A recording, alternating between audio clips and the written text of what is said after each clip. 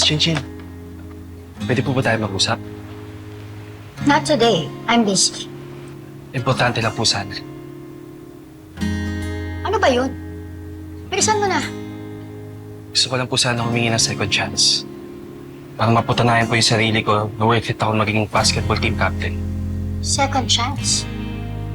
Your grades are failing, Sean. Miserably. Alam ko po, pero promise Miss Chinchin, babawi po ako this quarter.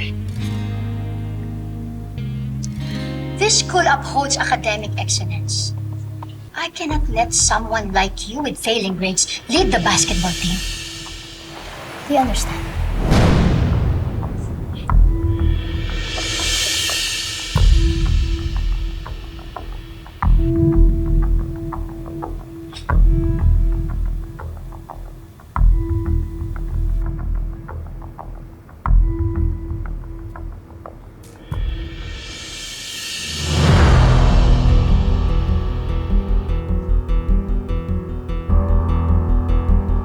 Tita Sylvia! Hello po, Tita Sylvia. Ano po meron? Ba't niyo po ako pinawi kagad? Nahanap ko na yung tunay mong ina. Ano po?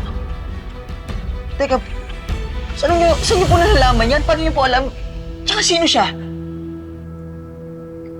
Chinchin Zalameda ang pangalan niya. Teka, siya ba yung bagong may-ari ng MacArthur Academy? Oo. Namumukhaan ko pa rin siya eh. Tagal ko siyang hinanap. Gusto ko siyang makausap. Gusto ko tang isoli sa kanya. Ito lang kasi yung iniwan na pagkakakilanlan sa'yo eh.